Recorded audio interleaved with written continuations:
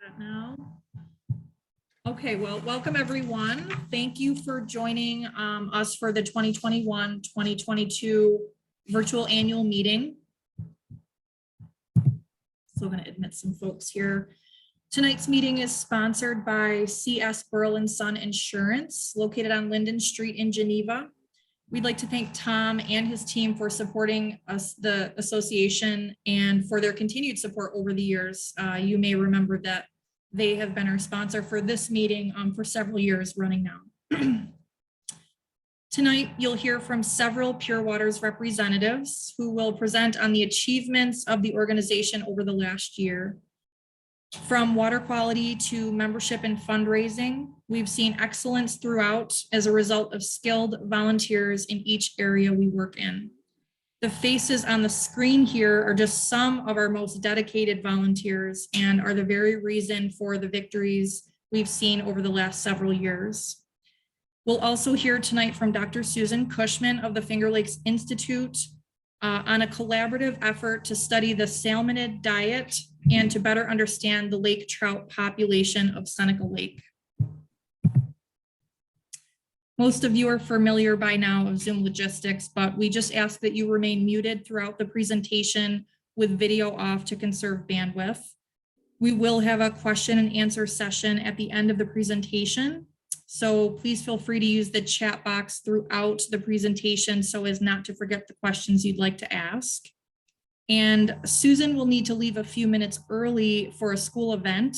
So we will have a brief Q&A session directly after her presentation. If you need to leave the presentation for any reason, you can do so by clicking the red button at the bottom right of your screen. So firstly, we'll be hearing from our president, Jake Welch, who will present this year's nominees for Board of Directors class of 2025. I will then briefly present on our fundraising, membership, and event successes.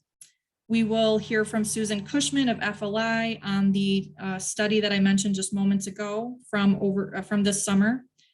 Bill Rogie will present on the Pure Waters water quality programs, followed by Ron Klinzar presenting on the sediment, nutrient, and pollution reduction program. And finally, Jake will share final remarks before the Q&A session. So with that, I will let Jake begin. Thank you, Caitlin. Well, it's been another big year for Pure Waters. We have some exciting news to share, but first we have to get some housekeeping out of the way. To begin with, we need to vote for our proposed board members. Some are extending their terms, others are brand new to our board. Caitlin has put these individuals up on the screen. First, the following board members are being presented with extensions of their past terms. They are, as you see up there, Kelly Coughlin, Peg Focarino, Larry Martin, and Bill Rogie. In addition, the following are presented will be new members to our board, again, depending on your vote, and they are Mark Gibson, Mark Petzold, and Jill Ritter. Actually, Jill is a past board member for years with Pure Waters, and we're lucky to get her back again. Here are the rules. If you've been a Pure Waters member in good standing for 30 days leading up to the annual meeting, please participate in this process. You can do this by taking the poll that will appear in the middle of your computer screen. In order to submit your vote, you'll need to select an answer for all candidates. You'll need to scroll down the poll to view them. We will provide 2 minutes to conduct this poll, and please vote for the election of the Board of Directors for the class of 2025 now.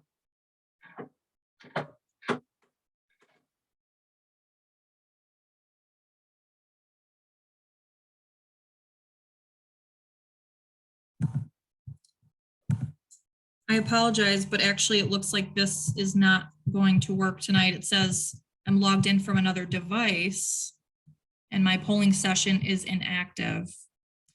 So I don't know there's anything I can do about that right now, but what we can do, and we did last year, was provide the poll to all of our members in good standing directly after the meeting. Yeah, it showed up. It just showed up. up. Yes, I did the voting and submitted it. Yep, it worked for me, Caitlin. Oh, okay. I'm not sure why I'm not seeing anything. But given the number of people, maybe we may want to send it out to. Yes, we will do that. So if everybody could just either unmute and or use the chat to let me know when you're done using the poll, because unfortunately I can't tell that from my end. That would be helpful. The poll worked here. Ed Prisbilowitz. Thank you. Submitted. Great. Frank DiOrio, all set. Thank you, Frank. Mark Petzold, all set. Great, Mark. Steve Worked for Bromko, all me. set. Okay. Jim McInnes, all set. Okay. Sorry about that. Yes. Okay, Jeff. great. Jeff Trout, all set. Okay, great, Jeff. Great, Todd. Thank you. Jill. Ann Jardine, all set. Okay, thank you, Anne. Okay. We'll give another 60 seconds just to make sure everybody can get through that.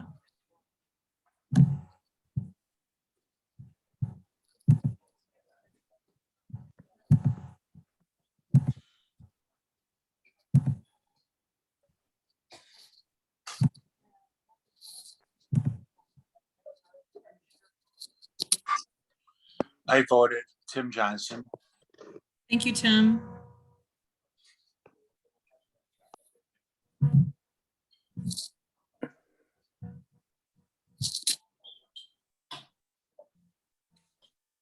Okay, I think you can go on, Jake. I think we might. Alrighty.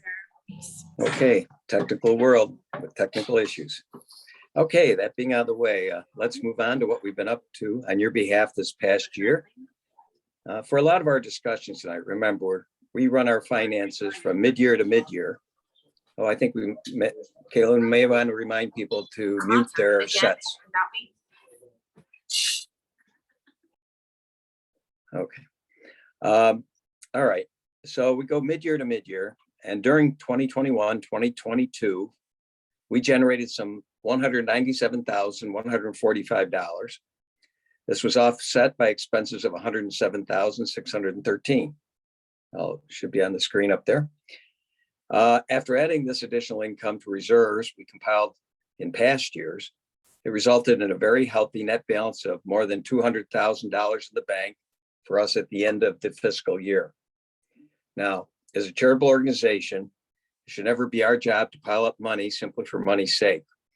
Rather, we have to use those funds entrusted to us in a wise manner and for our stated mission of promoting, preserving, and protecting Seneca Lake. And that's exactly what your board set out to do this past year. The big stories during this time frame, at least in my opinion, are first, getting DEC approval of the 9-element plan for Seneca and Cuca Lake. As a reminder, we helped to launch this in-depth scientific study of the entire watershed area some years back. The second big item was kicking off our SNPR program. You'll later be hearing from Bill Rogie regarding the 9-element plan and Ron Klinzar regarding the SNPR program. We've also continued to have strong membership count of around 970 members, greatly up from a few years ago. This is again a strong sign that we're on the right page as far as what we're doing as your lake association. We hope to keep it that way. Besides the new things you'll be hearing about tonight, we've continued our traditional programs, including monitoring of harmful algal blooms, water testing both tributaries as well as the lake, and letting you know about the lake level. All this great work, so much depends on our fantastic volunteers, those who've been out there vigilantly watching over our lake for the mutual benefit of us all. I can never say thank you enough to those individuals, as well as the fantastic people who contribute financially to Pure Waters.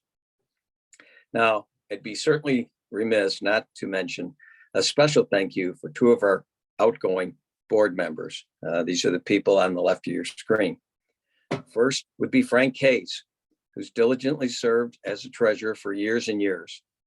The treasurer is the guy who watches over our money, and we could not have had a more trustworthy individual than Frank. I believe Frank is going to continue to help us on one of our committees, providing a lot of information about farmers and how we can best deal with them to protect our lake. Another board member who's leaving us is Maura Toole. Maura has been instrumental in bringing along the Lake Friendly Living Program, which has not only sprung out to life in our lake, but is propagated to other Finger Lakes as well. Clearly, this is a tribute to Moore's hard work and dedication to that project. Now, on your right of your screen, unfortunately, we lost some other great board members who passed away this year. They include Dr. John Cooley, who's to your far right of the screen, who is a great listener and a great gentleman. You could always bank on John to provide heartfelt and wise counsel during our board meetings.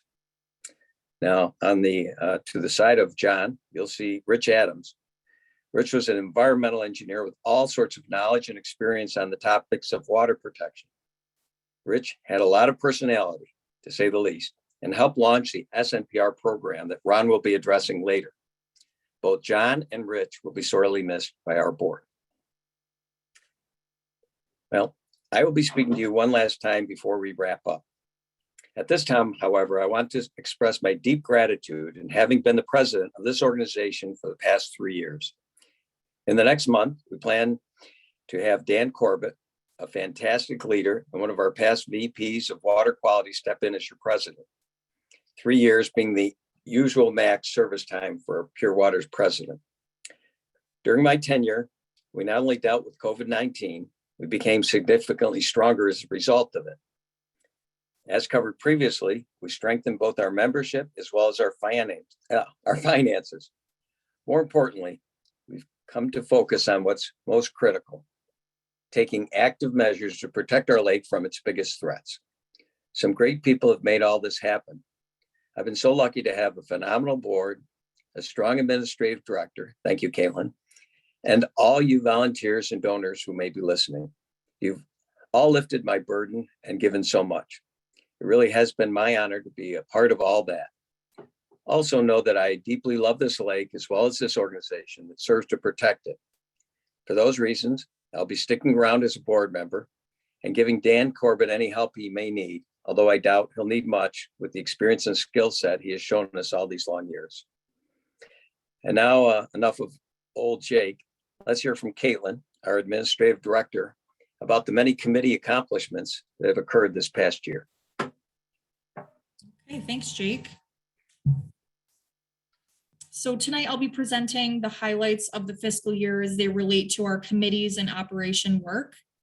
Fundraising, communications, membership growth programs, and organization development are all integral in our success as an organization and help drive our water quality programs.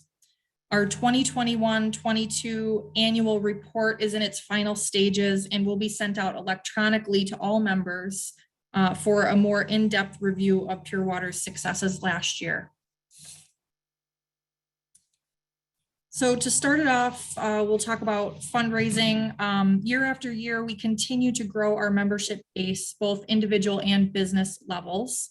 Any donation at any point during the year will engage the donor as a Pure Water's member, including them in our water quality e-news blasts, event notices, watershed projects,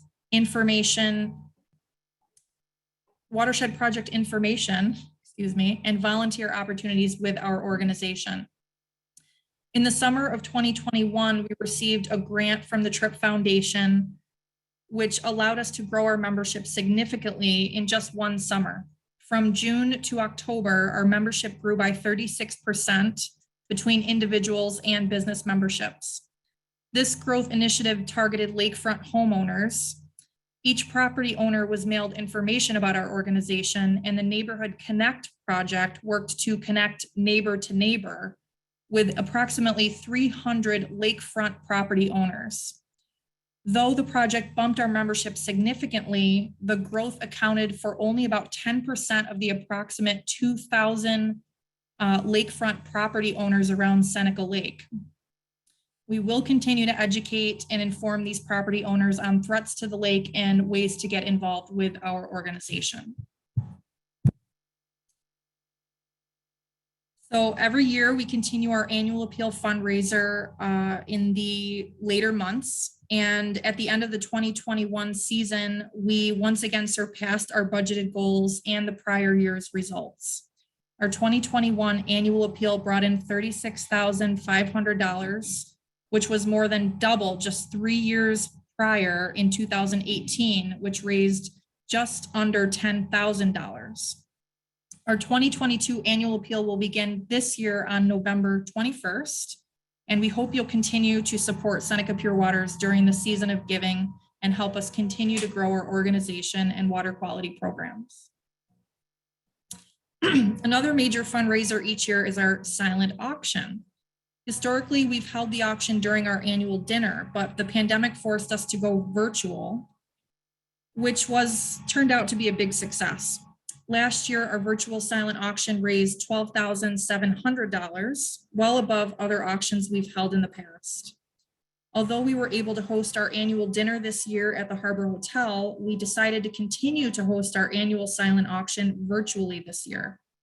The auction is currently live with many great items to bid on, including a private wine dinner at Fox Run Vineyards, a fishing excursion with Roy's Boys Charters, fly fishing lesson with Glenora School of Fly Fishing, and a sunfish sailboat, windsurfer, canoe are all up for grabs on the auction website. Over 50 packages are available at 32auctions.com/Seneca Lake Auction, which ends this Friday night at 6 p.m. We will put the link in the chat for you to take a look at all the items you could be bidding on.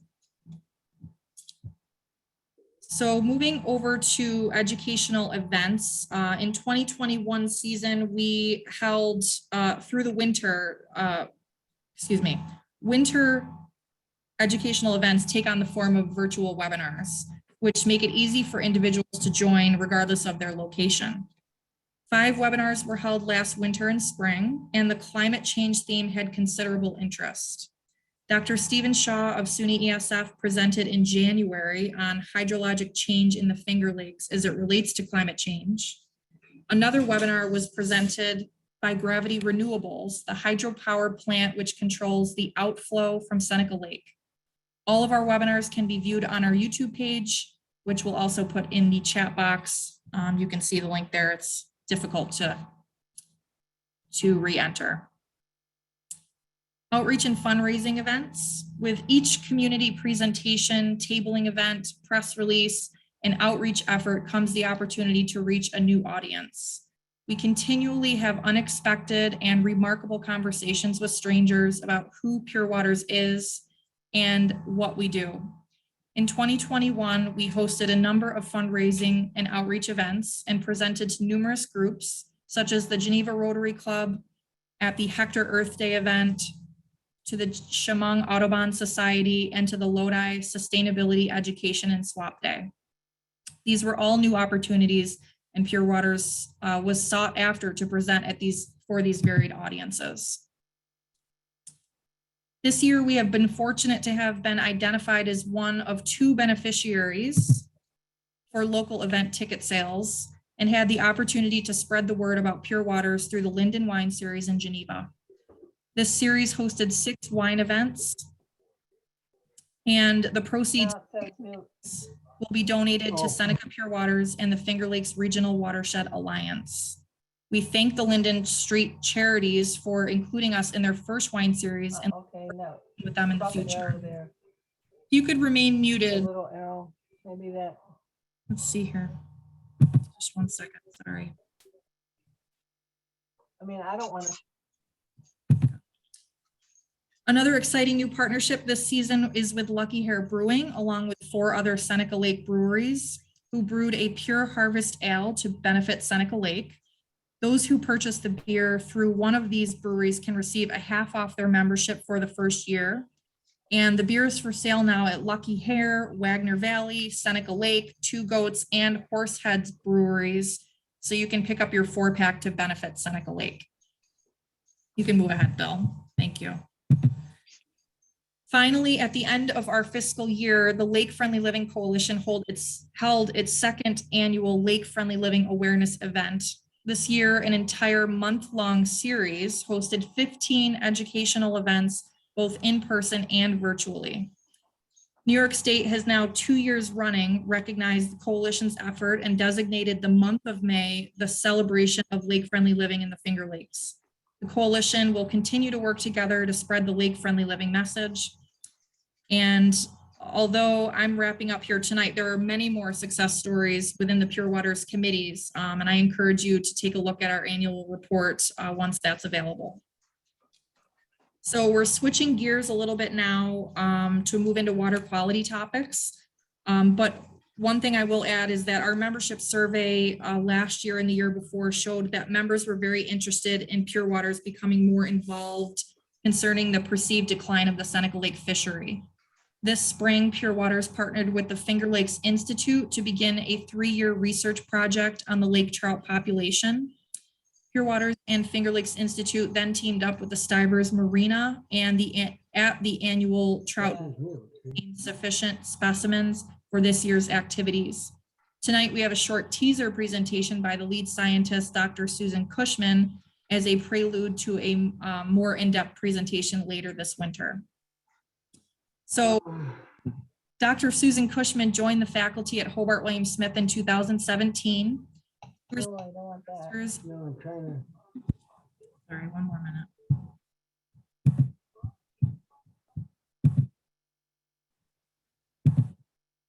Sorry about that. She received her master's at Johns Hopkins and PhD at the University of Maryland Center for Environmental Science. Her research crossed many scales of ecology, from watershed to communities, populations to individuals. As mentioned, concerns over the lake trout population in Seneca Lake prompted a study of salmonid diet this past summer, and a collaboration between Seneca Pure Waters, Stivers, the Finger Lakes Institute, and SUNY ESF resulted in the collection of rainbow trout, brown trout, and landlocked salmon tissue. Tonight, we have a presentation by Dr. Susan Cushman. And as a reminder, if you have any questions for Susan, you can use the chat box to ask those, and we'll do a short Q&A directly after her presentation. So thanks for joining us tonight, Susan. And you can share your screen and start your presentation. Great, thanks. Thanks. Thanks for that lovely introduction. I'm going to pull up my presentation, and then I just want to make sure that I'm in the right mode here. I've had some interesting, yeah, well, okay.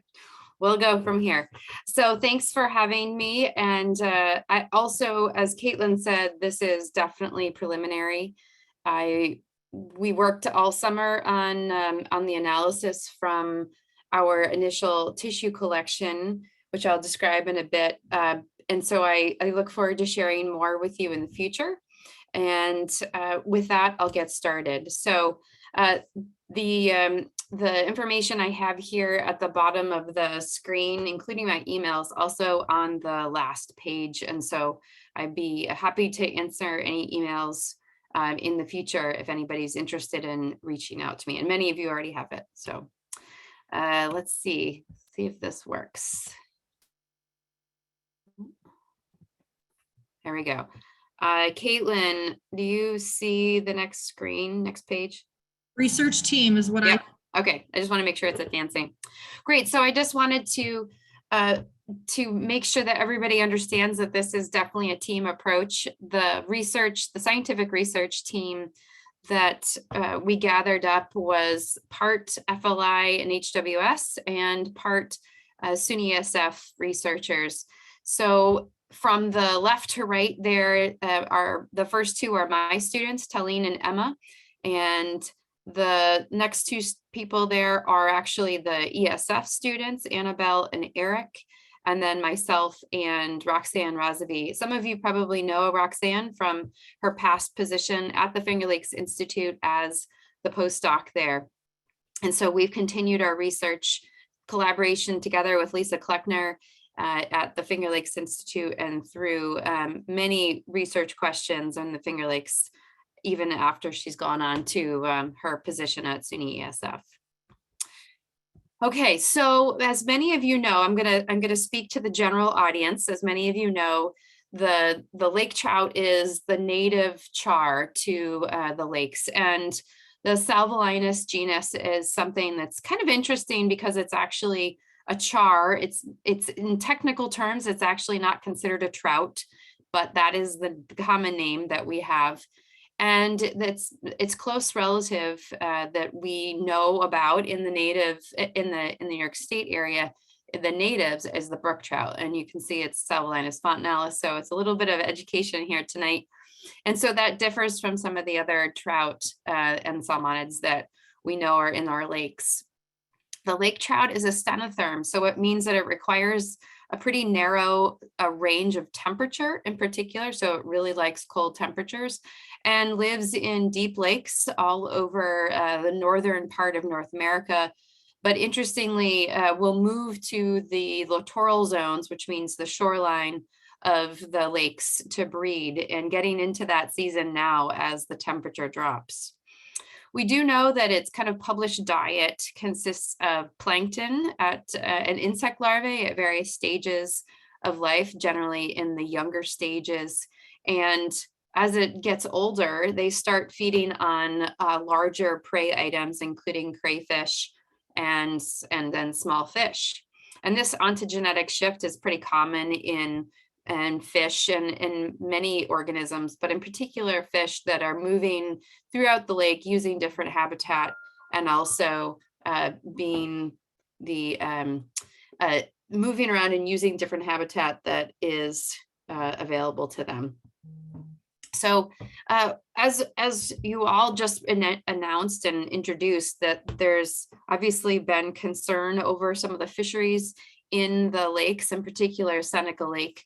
The trout population has been supported by hatchery stocking since as early as 1984 and continues to this day. So that means that wild reproduction is not occurring. And that means that in order to maintain a population size of something that is more consistent with what we know historically, we need to bring in additional juveniles into the lake every year. And recently there's been concern over, probably many of you have been concerned, but angler concern over how much time it takes to catch a fish on Seneca Lake, including not only lake trout, but I believe others, but also the size of the fish, how big they get compared to what we know historically has been found. So we set up a study, and I have to promote your organization because your members came to me and Lisa Kleckner to see if there was anything we could do to learn more about our lake trout, as the state agency that does oversee these types of wildlife resources do regular surveys. It's not sometimes geared towards a particular question. And so the goal of our study was really to examine the lake trout in a more specific, more focused way to, number one, get some information from anglers if possible, and also to get some information about just kind of the structure of the population. And so in fisheries, we refer to, in many cases, things that are hard to look at and determine an age or a stage. We use the size class, and so the lengths of the fish in that population. And then obviously age structure is really interesting too. It's a little bit harder to assess, but I'll get to that in a moment. And then more specifically, we decided to look at the diet of salmonids. And this is something that many folks have looked at as a way to assess health of the individuals, and therefore its own ability to survive and reproduce. And obviously there's lots of different reasons why these fish could be impacted or changing in their population, but we chose specifically to look at diet. And the way we did this was to take a variety of tissue samples, if you will, including the stomach or all of the intestinal tract, digestive tract. And so we removed the stomach and ended up dissecting out the stomach. We also have a tissue piece of the dorsal muscle, and those tissues are being analyzed by the taking the stable isotope analysis and also mercury to assess the level at which these fish are feeding at in a more chemical way that's a little bit, actually not a little bit, a lot more sophisticated than the stomach contents. And so we have a little bit of an idea about the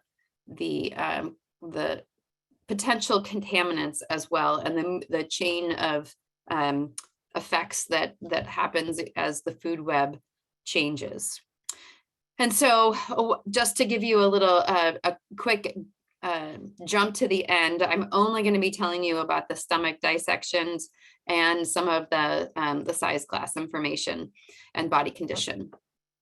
So in order to pull this study together, we use this really great event called the National Lake Trout Derby, which I still, to be completely honest, laugh about that it's the National Lake Trout Derby, because others around the Finger Lakes kind of think, wow, how did Seneca Lake become the national center for lake trout? But we are the lake trout capital of the world, so that's a good reminder.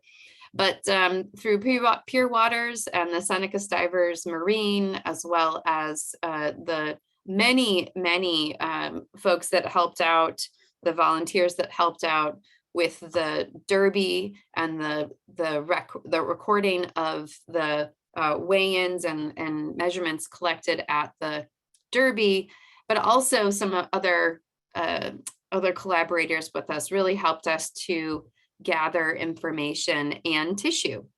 So what we did was we set up a couple of camps along at the north end and the south end of Seneca Lake, and used the weigh-in locations and the recording locations for a place to collect fish. And so what we did is those anglers brought their prized fish that they thought might actually win the contest, as they brought them in to get measured length and weight, and otherwise we asked them to donate their fish. And so as you can see with this picture, I think this picture might have been in Caitlin's photo as well. We had a lot of information about some of the programming that we do through the Finger Lakes Institute, and asked them if they would be willing to donate their fish, particularly some of the tissues, to help us understand the lake trout population, and maybe if we can elucidate anything about the changes in size structure, as well as its catch per unit effort increase. So we had a lot of people that donated their fish. It was really, really amazing. The Derby goes on for 3 days, and the first day was extraordinary. I think we got more than half of our fish in the first day. So what did we find? Well, warning, if anybody has any aversions to looking at not so nice photos, cover your eyes and just to turn on your, to keep the volume on. But there are some gruesome photos. I have some pictures of the dissections. So here we go. What did we find? Well, or what did we do? Well, we took the fish first of all and took a scale sample, and that helps us to understand age as a backup to things like the otolith. So in addition to taking a scale sample, we also cut off the head, and with that tissue we're taking out the otoliths, which are what many people call the ear bone. It's basically a free-floating bone that records or gathers tissue like a tree ring, or tree gathers rings with every year of growth. So that is something that is being analyzed. And then the other thing that we did was we extracted the eyeball. The eye is a really new technology, the one that I just saw reports on at the American Fisheries Society meeting in Spokane, Washington at the end of August. We can now understand the isotopes that are analyzed through the eye lenses. So we now can look at the entire life of the fish and use the eye as if it were an onion and peel off the layers of its life and life history and understand what it has been eating from day one, which is pretty amazing. I don't have any of that cool data right now, but it is something that we collected and will be analyzing. We also took a large, as you say, a piece of the dorsal muscle, and that is what we are using for a number of analyses, including stable isotopes and mercury. So what did we get? Well, we got 74 fish from anglers, but both from both locations, all 3 days. And as you can see, it was mostly lake trout. There were, because of the Derby, what the Derby does collect, we do have fish from the other species of salmonids that do swim in the lake, and a pretty good sample size. But interestingly enough, most of them were lake trout. So that's kind of interesting and good. And you'll see that the size of the fish, now this is in millimeters, a lot of folks use different values, but the size of them are pretty good. And 600 millimeters. Those are pretty big fish. Those fish that I showed you I thought were huge, but I study small fish generally. So that was pretty great. And then the distribution of fish that came in, the rest of the data, by the way, all going to be on the lake trout. The distribution of these fish that were harvested through this particular event were really large. And that is one thing that, one caveat to this study is that these fish represent the biggest and best fish out there that were not only potentially hungry, which is why they grabbed onto somebody's hook, but also ones that have really survived well and generally for a long time.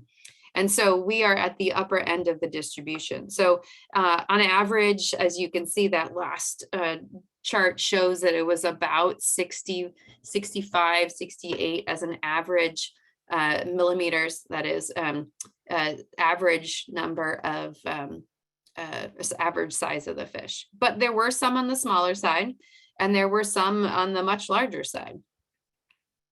Now, when we look at the relationship between length and weight, this is a common fisheries technique to understand the health of the fish and the health of the fish population. So in this case, we're looking for a linear relationship to see if we can predict the weight based on the length. And this is a technical piece of it, but in order to appropriately understand this linear relationship, we have to take the log of both of those values. So if that is something that is confusing, don't worry about it.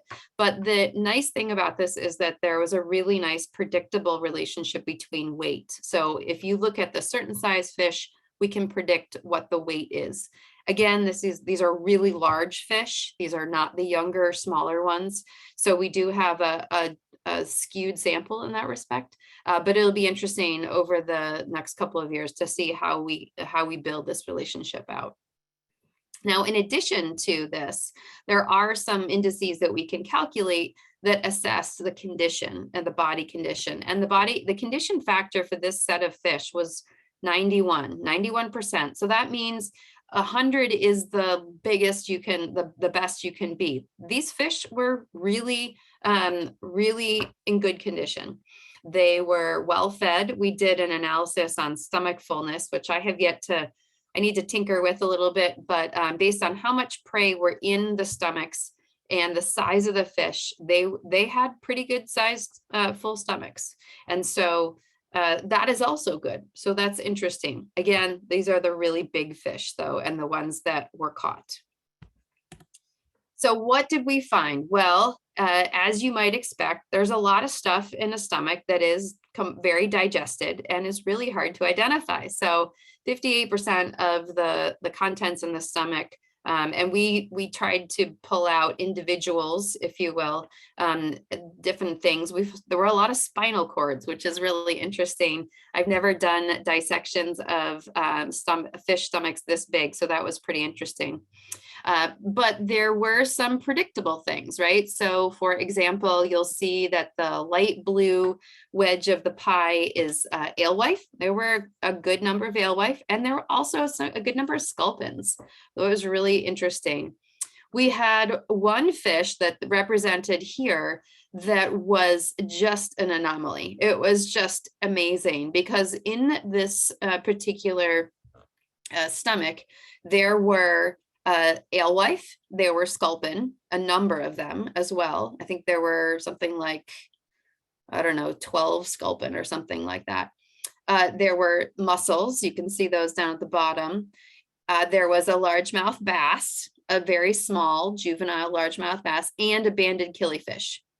So what this means to me, it was really surprising. What this means is that this one particular fish, while the sculpin and the alewife tell me that it would be probably something feeding out further in the deeper areas, the sculpin are benthic, so they're on the bottom of the lake, and the plankton eating alewife are in the middle of the water column. This fish was moving all around, and it came all the way up to the surface. Banded killifish are surface fish. They swim just below the water. They have a mouth that angles upwards. And so this fish had quite the buffet available to it. But really, really interesting stuff. And we have saved all of these stomach contents, and we'll be running stable isotopes on those stomach contents so we can understand what those represent in the food web as well. So one more slide here, and I just thought I'd pull in the winner just to remind everybody. I did not see this fish specifically. This is something that the largest fish was held by stivers until the very end. So I never actually saw that, but it was a 10-pound trout, which is a pretty good size fish. And it is something that probably many of you would say, oh, that's not the biggest one. We've seen bigger, which is probably true. But that is my quick teaser presentation. Hopefully that didn't take too long. And there's my email. If anybody has any questions, you feel free to reach out to me over email. Wow, thank you, Susan. I've just added a note in the chat, just suggesting that if anybody has questions, you can add them there. If there's not too many questions, you're welcome to unmute yourself and ask Susan directly. And of course, if there's questions that can't be thought of now, but maybe you would like to ask them later on or think of something later on, we are going to be hosting Susan again, this winter for a webinar. But if a question needs to be sent my way, I can certainly ask Susan afterward, tomorrow or the next day for her answers. We do have one question in the chat. Are there any mercury results to share? Yeah, there are some data out there, but I will tell you that I have not looked at them closely. Lisa Kleckner oversaw a student who is not listed on this slide, the research team slide. I have to tell you, my research team slide consisted of the students that were actively collecting the tissues and doing some of that analysis. But I actually need to spend some time with Lisa to go over the mercury analysis. I believe that it was done on the lake trout. I don't remember if all of them were done, but that was another prong of our research. And I don't think the stable isotope analyses, the tissue has been sent out for that, but that is on the to-do list for upcoming winter months when we're restricted to be in the field. Okay, thank you. There is another question here. Can you comment on the alewife cycle? Seems that they die off at certain times of year in masses. What causes that as we see it in the Lodi area? I don't claim to know much about alewife. I'm learning. Is there a particular time, Pam, that you have seen that? Actually, I don't remember exactly, but I would say maybe July-ish. And Okay. our neighbors, folks sort of guess at some kind of oxygen depletion, or who knows? I mean, Yep. they're just guessing, but it's kind of alarming when you see it, because it's like, wow, all of a sudden there's all kinds of little dead Right. fish floating. Yes. But it repeats. So, people have their own hypothesis about problems with the lake, but Sure. Yes, from what I know from other fish species, the die-offs that occur around the Finger Lakes, from what I've learned from others that have seen this and analyzed this, it is related to them coming into shallow areas around the lakes to spawn. In particular, that makes sense in the summertime. And that's when you also get the algal blooms that produce low oxygen, hypoxic or anoxic areas. And that just means that they are in a particular place for a certain biological reason. And that does not stop, the low oxygen does not stop them. And they don't have any way to avoid it if they're going to a certain place to spawn. So that does make sense to me. So that's all I can say to you. Again, my guess is that that was what my educated guess would be that's the same thing. There's a question about PFAS, and yes, that would be, that's also something on our to-do list. To be honest, some of the funding for that particular aspect of the project has not been, we have not been able to secure that yet. We're still in the process. That is a very expensive analysis to run. And so that is actually what Eric, the gentleman in the picture who's working with Roxanne Razavi as a PhD student, is hoping to work on, but we don't know anything yet. Okay, and Jake, I think we'll take one question from Jake and then we'll let Susan go to her school event. Jake, are Yeah, you on? thanks. Yeah, and thanks again, Susan, for your presentation. It's very interesting. When I'm out there fishing, I'm seeing schools and just huge schools of alewives, and the fish that are caught seem, like you mentioned, quite full. So it makes me beg the question about reproduction, maybe being more the area. Can you explain what might be analyzed and studied in that respect to help us with what might be going on with reproduction and how you would do that? Yeah, I'm still trying to figure that out myself. I've read a number, a pretty good literature base about diet of lake trout and other salmonids in the Great Lakes. And there's always this concern of what is the reproductive success, or what is the reproduction an issue here that is greater than the ability to get all the resources you need to survive. Things that I've thought about and I have not really investigated or explored further, other than reading a couple of papers, is the challenge of eggs, egg mortality. Because these are essentially broadcasting spawners, the eggs are falling into the sediment. And if there are, for example, different size sediment like cobble or small gravel, or things that create different size spaces, that can change the mortality.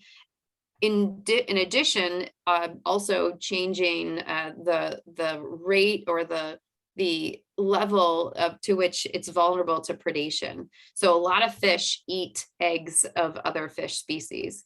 And so that's one of the things I'm curious about. I haven't really gone so far as to explore what would we do and what would be terribly different. But one thing that's really interesting in comparison is that we're doing this kind of Finger Lake study of diet, and I have a student currently working on Keuka Lake, and Keuka Lake has a naturally reproducing lake trout population. So what's so different about Keuka Lake than Seneca or Cayuga or Canandaigua, right? So these are some of the things that I wonder about. Reproduction is one that might be a challenge to understand in Seneca, but also might be a really important aspect to it.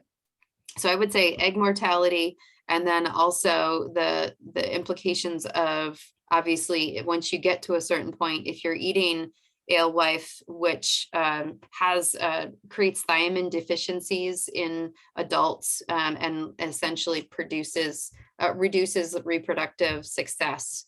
That's another thing, and that's been really well studied. So that is some things that we are having on kind of the to-do list, but don't know much about at this point. Yeah, well, thanks a lot. And then I was thinking, as you were talking about the quagga and the zebra mussels that are being reported way out 200 feet deep. And as you mentioned, the spawning occurs in the littoral region. So we could be dealing with that also. Yeah, I think it's so interesting though, because like there are the examples of real concern and real valid concern, and then there are lakes that don't work in the same way. So it's a big question. Yeah. Thank you. Thank you. Susan, thank you so much. We do look forward to having you again for a Yeah. more in-depth, discussion on this. It seems like there's a lot of interest. There's a few more comments coming back in the chat, and I will share those with you directly if you want to answer them, and I can Sure. share your answers with the group tomorrow or the next day. Sounds great. Okay, well, thanks so much, and thanks for fitting me in earlier so I can move on to my next meeting. Absolutely. All right. Have a good night. You too. Bye-bye. Okay. All right. So we are going to continue with the water quality topics. I'd like to introduce Bill Rogie, our HAB director, to present on our current water quality programs and projects. So welcome, Bill. Thank you, Caitlin. I'm not going to briefly discuss highlights from our key water quality programs. After I'm finished, you'll hear more in depth about the sediment, nutrient, and pollution reduction program. So I will talk about our continuing programs or ongoing programs such as harmful algal blooms, stream monitoring, sea slap, and invasive species. Then highlight activities of the revitalized lake level committee. And you've already heard from Dr. Cushman about the fishery research program. But finally, I'll touch on the progress with the 9-element watershed management plan, which will segue into our featured SNPR discussion. So the harmful algal bloom or HAB program started in 2014 and blossomed into the state's model program by 2018.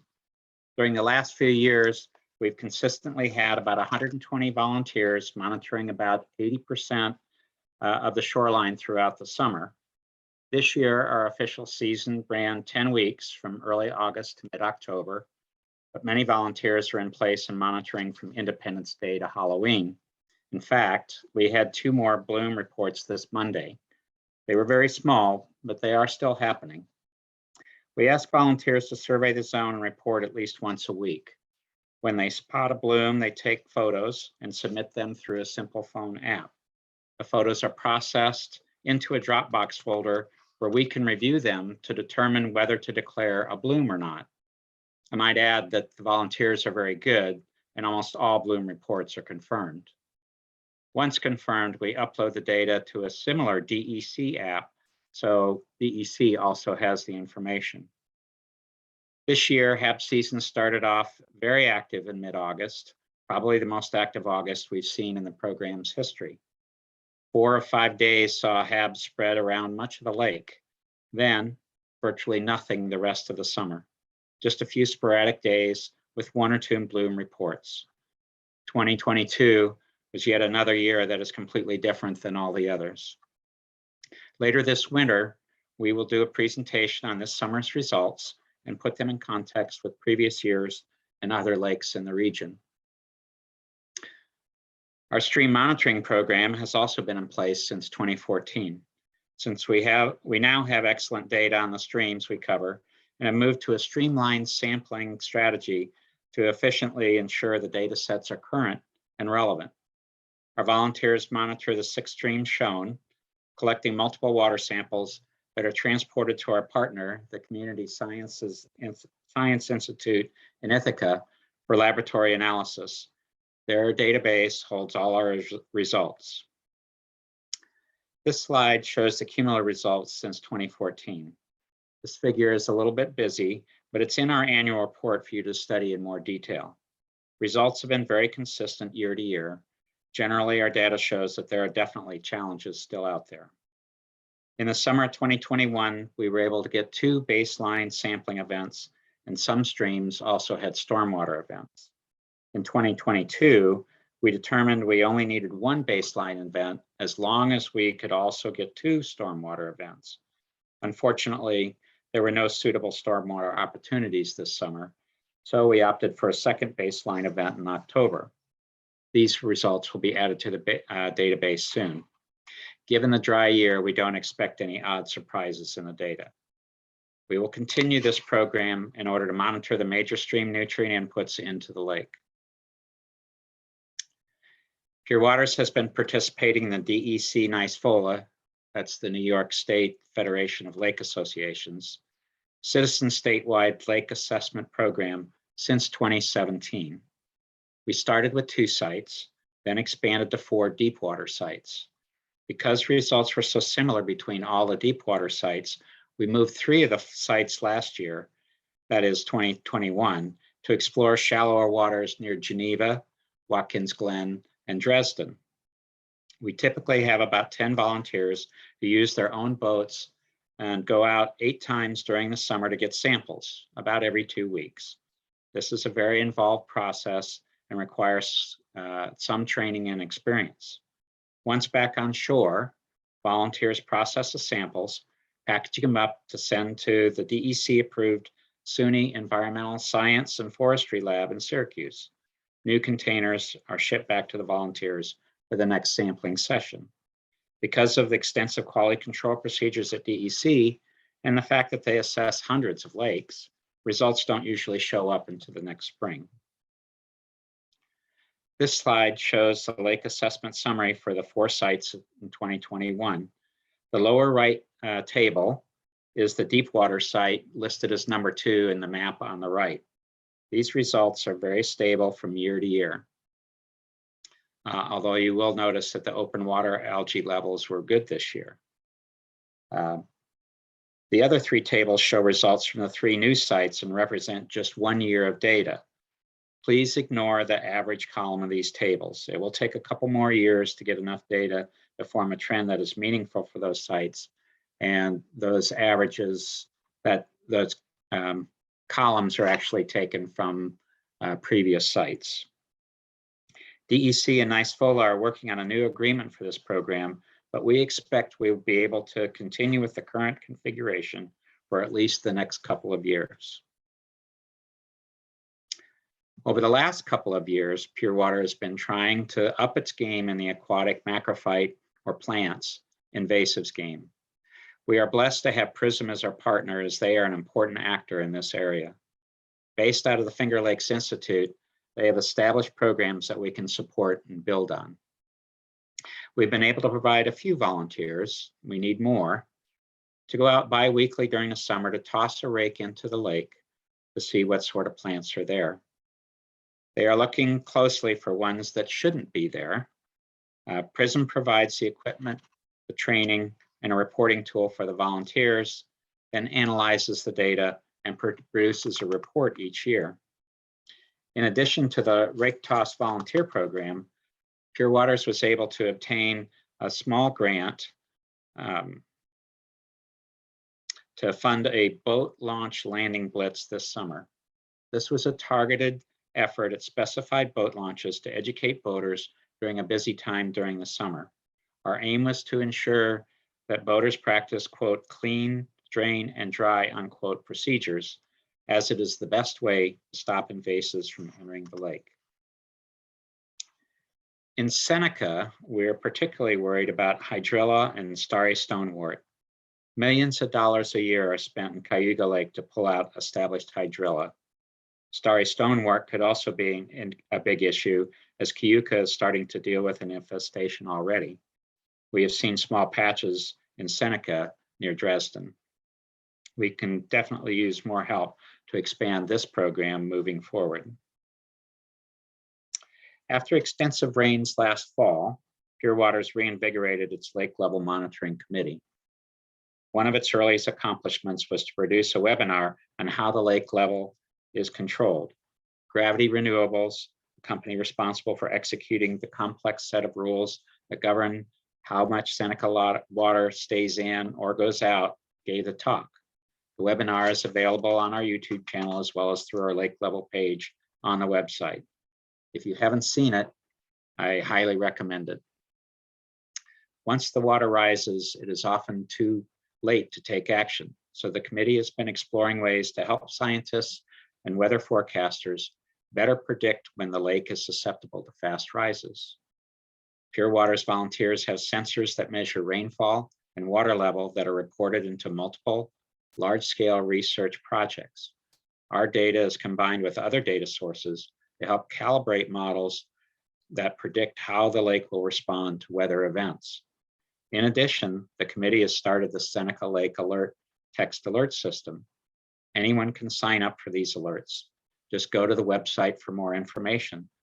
The alerts aren't just for high water. There are other lake-related events that will trigger a text. The system will evolve as we get more experience with it, but certainly encourage you to check it out. As with other programs, we welcome more volunteers to participate. The now completed and approved Seneca Cayuga Watershed 9-element plan for phosphorus, or 9E for short, includes a characterization of the lake and watershed, a description of impairments, phosphorus sources and targets, watershed priority areas and restoration strategies, implementation plans, and monitoring criteria to evaluate success. Phosphorus is the plan's focus because it's generally seen as the limiting nutrient for algal growth. However, the actions to reduce phosphorus will also have broader impacts to limit other nutrients and sediments that pollute the lake. A major thrust of the plan is to slow the flow of water into the lake, thereby reducing erosion and the associated nutrients that cause excess weed and algae growth, including HABs. The plan helps to target key geographic areas and prioritize project approaches that will have maximum impact. Having an improved 9E plan is also important in obtaining state and federal funding of projects in our watershed. The Seneca Cayuga Partnership, including Pure Waters, will continue to provide oversight as we move into the important stage of implementing actions consistent with the plan. The watershed stewards and managers will continue to do the heavy lifting with strong partnering with county soil and water conservation districts and local municipalities. The available resources to plan projects, write grant proposals, and manage work on the ground will limit progress and is an important need as we move forward. The lake associations also continue to play an important role in communicating progress and educating watershed residents about lake-friendly living practices. Related to and direct support of the 9E plan is our exciting new program, the Sediment, Nutrient, and Pollution Reduction Program, or SNPR. SNPR is now ramping up thanks to the hard work of our SNPR committee led by Ron Klingsar. Ron is now going to give us a short presentation about the program and some exciting emergency results. So over to you, Ron. Thank you, Bill. Okay, very good. Bill's correct. But it's not only the work of our committee, it's the support of you folks, all of our members, and the hard work of many of our volunteers that have helped to get us to this point. And taking off on what Bill started to talk about, our sediment, nutrient, and pollution reduction program has been underway for only about 15 months. And we've got some pretty exciting things to say about it. SNPR is our short acronym for the program, and I'd like to talk a little bit about it. So from a science perspective, sediments tend to bond with the nutrients, in particular phosphorus, which Bill talked about, as well as nitrates. And of course, these are bad for lakes and their populations. So we're looking to reduce the amount of sediments that get into the streams and the small little waterways that end up feeding the lake in the interest of improving lake health. Now, most experts agree that in our watershed, capturing the sediments upstream is the most favorable way of accomplishing this before they get to the steep slopes that border our lake. And as you'll see in the slides that follow, we're looking to partner with others really to increase the amount of effort and the number of projects that are being undertaken to achieve this goal. Next one, Bill. Next slide.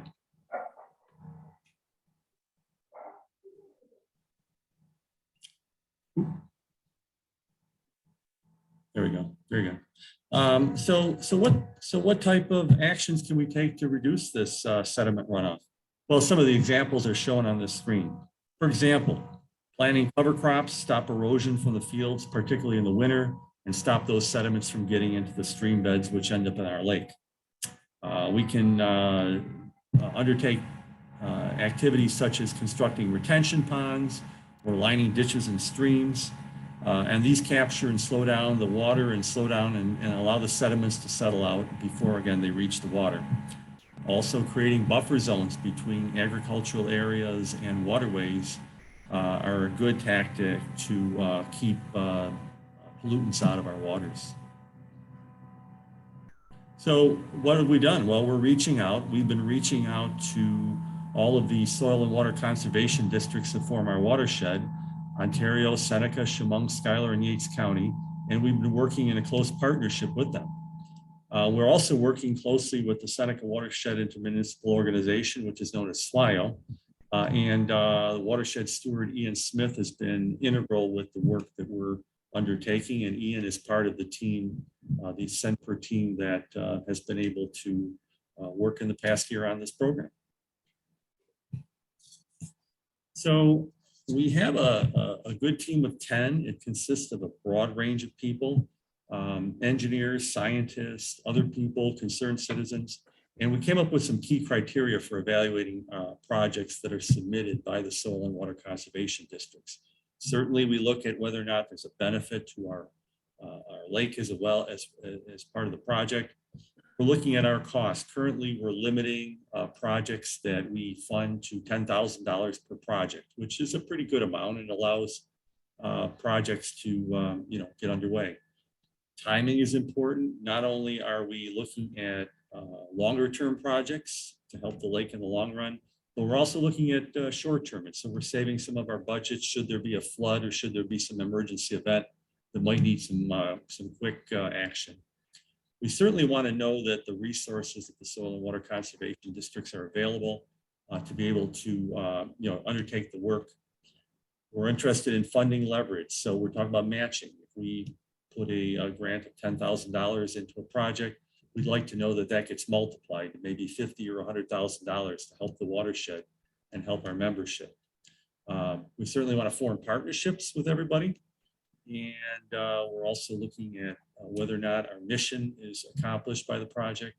And we certainly want to avoid risky projects, but we want to have success. So how do we do this? Well, we've got certain funding mechanisms, certain specific earmarked donations. Some of you make donations to our program specifically for sediment, nutrient, and pollution reduction. And we thank you for that. We're undertaking a large donor program. Certainly your membership dues are a part of this. And we also undertake, as Caitlin indicated, many association events to help us to fund the work that we're doing. I might add that all of the actions that we take are approved by our board. So we always make sure that the interest of our membership are carried out. So let me just take you through a few of the projects that we've had that are successes so far as we started this program. This is the Cuca Outlet CLC. I think many of you are familiar with this area. CLC stands for the Crooked Lake, and this project connects Cayuga Lake to Seneca Lake. And what has happened over the years is there was a towpath that was constructed, and the towpath basically separated wetlands from the outlet. So this project, which is being really spearheaded by Ian Smith, is going to connect these wetlands through pipes and culverts. And these wetlands can then act as retention areas to store water during high storm events. That'll allow the sediments to settle out. And when the water is returned back through other pipes into the outlet, it'll be cleaner. And when it enters Seneca Lake, we've got a more improved water quality product. So we're really excited about this. It's in the engineering phase. We're funding partners for it. And it's going to be constructed right now in 2024 and 2025. I'm really pleased about this. Just today, and I'm serious about this, just today we met with Seneca County Soil and Water Conservation District and did a final inspection on this sediment control basin located in the county and upstream on the east side of the lake. This water sediment control basin is going to alleviate some of the flooding concerns that have happened for residents that are downstream near the lake. And it's also going to hold sediments that come from the adjacent vineyards and other areas. So basically, this is a basin. The water is collected. Those little orange pipes allow the water to filter through at a slow rate, and the basin collects all of the pollutants and contaminants and ends up with a very good high quality water that goes into the lake. So we're really excited about this one. Here's another project that just got completed this year. We're partners with Schuyler County on this, and it's basically a retention pond, again, in an upstream area that collects the sediments. And once the sediments settle out, they're discharged through that higher pipe into the waterway in a clean condition. And then we're also funding cover crops. So cover crops, of course, are crops that are planted in between the main primary crop that is grown during the year. And they can be planted anywhere from late summer to early fall. And they're basically to hold the soil in and protect the farm. They also have a benefit of improving the nutrients in the soil, and so they really help the farmer as well. Now, some soil and water conservation districts have their own interseeders. An interseeder is a machine that will allow you to seed between the crops that are already in. Others hire even farmers. They'll hire farmers to go out and plant cover crops. So this is a successful project that's been undertaken this year and will result in benefits for Schuyler County and this area. And we've already awarded a project for 2023. This is up in Geneva, New York, and we're working with Ontario County Soil and Water Conservation District. There's another 100 feet of stream bed that needs to be stabilized as a result of this of stream erosion, and so it will involve putting riprap and other type of stone structure to stabilize the stream and stop sediments from flowing into Seneca Lake. This is scheduled for construction probably in the first half of next year. So here's just some financial information about our program. And once again, this is thanks to you, the membership, and everybody who has decided to participate in this program. We have an approved budget from our board of $90,000 for this year. We're really excited about that. It's a great kick to start off. So far, we've committed $45,000 to the program, and that includes Cuke Outlet for $5K for engineering services. And then the other 4 projects I've got identified there that we've talked about, $10K a piece for the 45. All of the soil and water conservation districts have been contacted, and they're expecting to submit a second round of proposals by the end of the year. And we'll go through the process again and to continue to fund programs to continue to clean up our lake. So we're off to a really good start for year 1. And we're looking forward to a successful 2023. So I guess at this point, what I'd like to do is turn it back over to Jake. And Jake, would you like to provide some closing remarks? Yep. And thanks a lot, Ron. I think you did a great job of showing how our organization is really stepping up what I mentioned earlier, actively working on problems that are the real threats to Seneca Lake going into the future.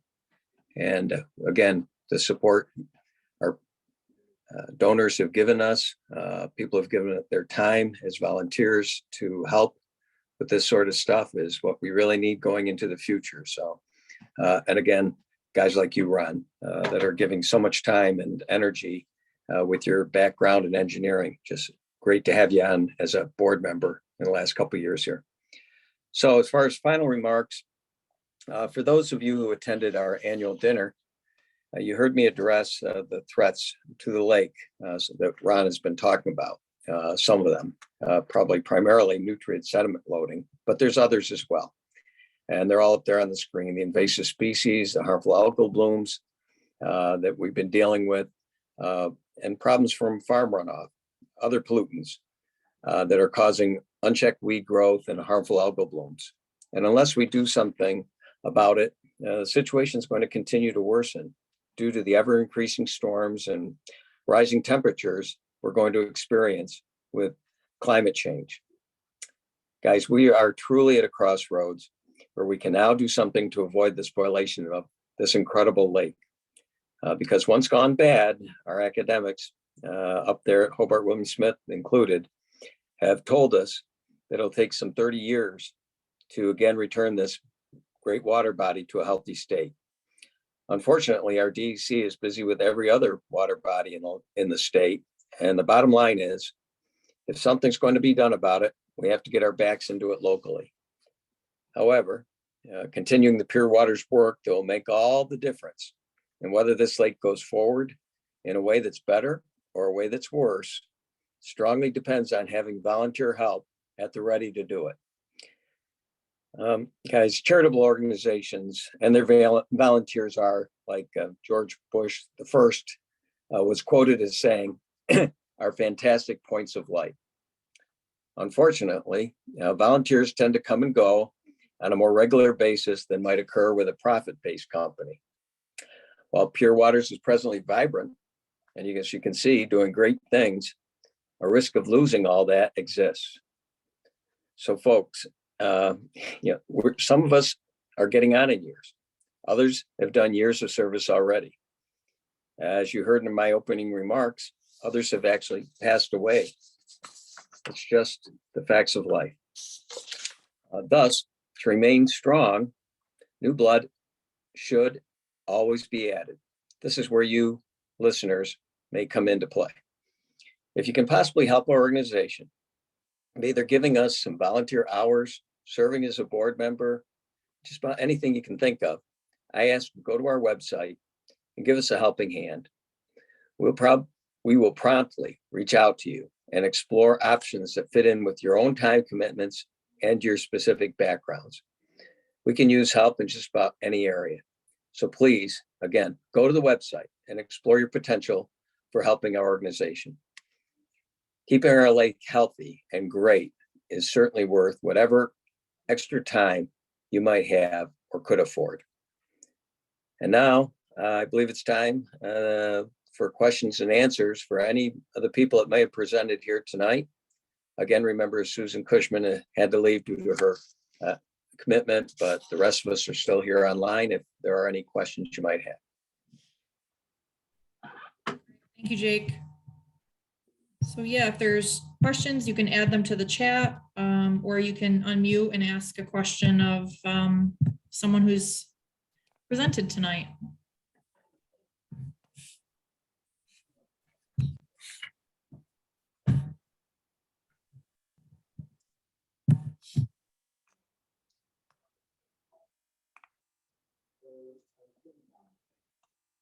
Caitlin, maybe you can tell us who took that beautiful picture for us.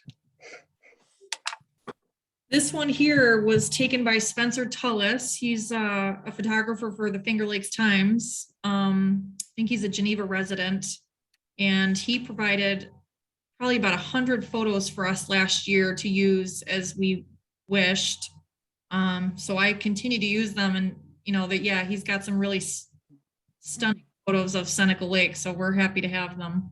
And the one before this, or the one actually, I think it was it your last slide, Jake, where the woman is throwing a stick into the lake for her dog? That was one of our photo contests. I think 2 years back. That was the winning picture of our photo contest that year. So, we've got some good ones. So I do have a question, Pam Wiseman. I have a question. Hi, Pam.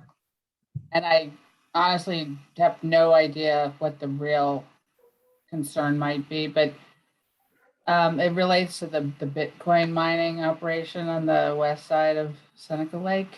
Does anyone have any factual information about what the impact of that hot water process is on the lake, if any? It sort of doesn't feel like it would be a good thing, but I don't really have any facts. That's probably one for me, Pamela, and a very good question. And yes, we've been looking into that extensively for actually a few years now, probably 2 or 3 years, looking heavily at the hot water discharge, which they had been commissioned by the DEC in 2017 to do what they call a thermal study regarding the hot water discharge, which are allowed to provide as much as 158 million gallons per day. And their discharge permit. It's a lot of water. And they're allowed to go up to 108 degrees with that water. Again, that's a lot higher than what we see as water temperatures around here. Well, the thermal study that was commissioned was supposed to be done in 2018, and it never did get accomplished until April of this year. DEC held on to it for some time and finally did release it to the public just recently. So recent that I just read it about a week ago. The people that did the study said there's no question that the DEC allowances for what they're discharging into the stream, which is a trout stream, exceed the tolerances allowed per the DEC regulations. They say in the regulations that they can raise the water temperature of the trout stream 5 degrees in the winter and 2 degrees in the summertime. They do a lot more than that kind of warming.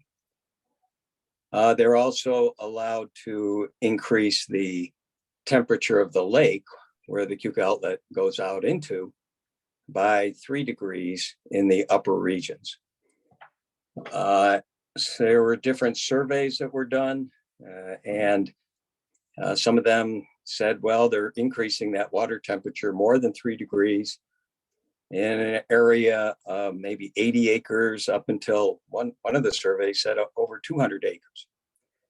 So when I read the study, I said, well, this is kind of what Pure Waters and some of the other organizations, but especially Pure Waters, because it's a water question, has been harping about for a long time. And now their own engineers confirm what we've been saying. And I thought that was all great. And then read some additional things in the report that said that the DEC granted a mixing zone for those variances over the DEC regulations, which are designed to, you would assume, keep Keuka outlet healthy and keep Seneca Lake healthy. And then I had the inquiry, well, how can they grant a mixing zone? What's a mixing zone all about? And the regulation that covers mixing zones says, as long as there's a study that says creation of the mixing zone will not hurt zooplankton, will not hurt the natural vegetation, will not hurt the fish, that the DEC can allow a mixing zone. And the study also said, well, the DEC may want us to further do studies to make sure that that's not occurring. But from what I read, it sounded like the DEC granted the mixing zone without that study of the 200-acre area, nor the Keuka outlet area from where the discharge occurs out to the lake. So it's just, and 200 acres is a long section of lake. So I am preparing a letter to the DEC saying, how the heck did you go and do something like that? And what about our environment here? So it remains a very serious question. And bottom line, I, as the president of this organization, am very unhappy with if that's what's occurred. We did suggest to the DEC some other alternatives that could be done so that the hot water wasn't discharged like that. There are special pumps that could have been in place that use some of the heat that goes into that plant from the, when they're firing up all the steam to run the turbines, they could have used that energy for a special type of engine that would pump the water up the hill into cooling areas where it could be circulated around again by the same type of pumps. And then brought down again, maybe over a little waterfall or something, but all cooled and discharged into the lake in a way that would be safe. None of that came up or has come up in any of our discussions with the DEC that they looked into that or talked to Greenwich about it. So a lot of things I'd like to follow up with in that area. So I live in Texas when I'm not up in the Finger Lakes. And Elizabeth Warren, which, whether you're a fan or I'm a fan of her, kind of notwithstanding, has been making a fuss about Bitcoin mining in Texas because there's a lot of, land that's sort of available in Texas, but they're talking about the drain on the energy and the electricity, which is more of a problem here perhaps. But, when I read about that, I thought, gosh, somebody should get her attention to the Finger Lakes too, if she's going after this topic, because maybe they could get more publicity for that. And anyway, I was just thinking about that. And I don't know how many people are employed in that plant. Like, not much. It's automated, right? I don't know what the benefit of it is to anybody. Yeah, right. We hear around 20 people. But as far as Elizabeth Warren, actually saw a letter she wrote about Greenwich Bitcoin. So she definitely has her eyes and ears on that, Pam. Well, I appreciate the comment, and without facts, I guess putting it on your list of the 4 threats might be going too far, but seems like it's at least a footnote on the slide. Yeah. Thank you so much. You're welcome.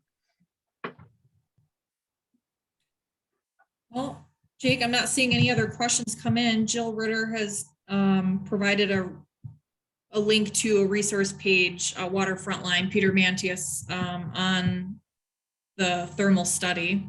So if anybody's interested, you could use that link to go read more about that. Any other questions from the audience?